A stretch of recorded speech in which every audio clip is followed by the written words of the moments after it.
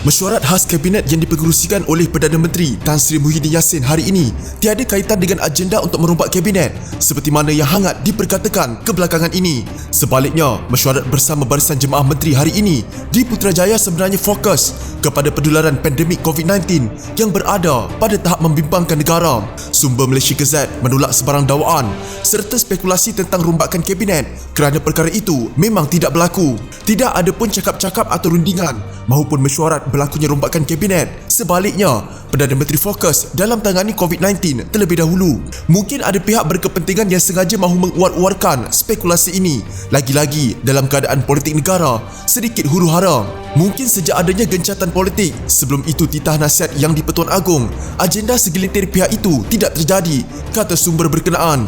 Bagaimanapun, beliau tidak menolak kemungkinan jika berlaku rombakan sekalipun ia bukan hari ini dan hanya melibatkan tambahan lantikan kepada jawatan timbalan Perdana Menteri seperti kehendak pemimpin parti tertentu.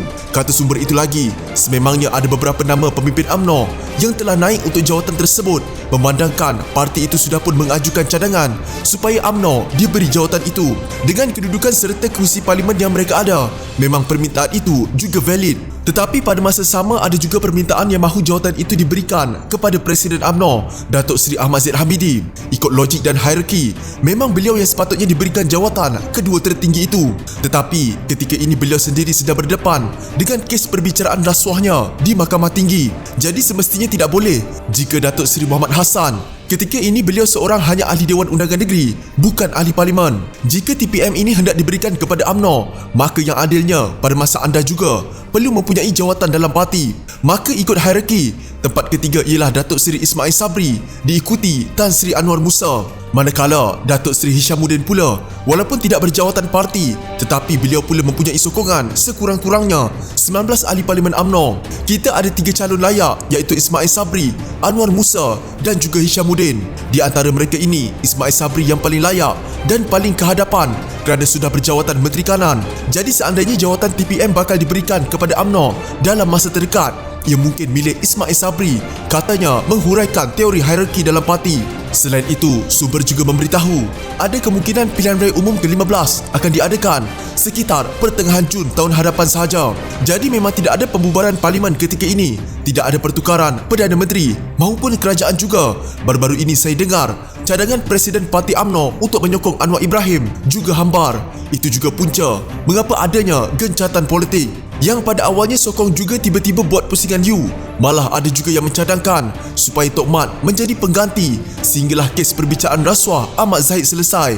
Datuk Seri Najib Razak juga tidak mahu kesnya digugurkan seperti dakwaan segelintir pihak. Beliau mahu lawan di mahkamah. Jadi tidak ada persoalan, Najib juga akan diberikan jawatan Kabinet selepas kesnya gugur. Buat masa ini hala tuju amat jelas, perangi COVID-19, bantu rakyat, itu sahaja. Yang cakap-cakap, spekulasi semua ini tidak membantu. Yang hendak main politik akan terus bermain politik, ujarnya. Sementara itu, satu sumber lain menyebut urusan tuntutan UMNO belum selesai. Justru tidak akan berlaku rombakan Kabinet hari ini. Katanya, UMNO telah menyuarakan secara tidak rasmi tuntutan-tuntutan mereka dan perkara itu belum dihantar kepada pengerusi Perikatan Nasional, iaitu Tan Sri Muhyiddin Yassin. Ini kerana semua tuntutan UMNO itu masih belum dibincangkan di peringkat majlis tertinggi parti itu apabila mesyuarat yang sepatutnya berlangsung Selasa minggu lepas di Janda Baik terpaksa ditunda kerana arahan Majlis Keselamatan Negara.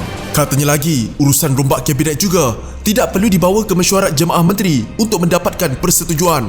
Setiausaha Agong UMNO Datuk Seri Ahmad Maslan ketika dihubungi baru-baru ini memberitahu ada yang mencadangkan supaya diadakan mesyuarat dalam talian. Namun ahli-ahli MT berpandangan mesyuarat secara bersemuka adalah lebih bermanfaat. Selain MT, turut ditangguhkan adalah mesyuarat Muafakat Nasional. Namun satu kenyataan menyusul Isnin lalu memaklumkan bahawa UMNO dan PAS sepakat untuk mendaftarkan gabungan itu dengan pendaftar pertubuhan. Biro Politik UMNO dalam mesyuaratnya baru-baru ini memaklumkan pertimbangan untuk menarik sokongan kepada Kerajaan Perikatan Nasional. Menurut Ahmad Maslan, syarat-syarat baru akan dikemukakan kepada Perikatan Nasional jika kerjasama baru mahu diteruskan.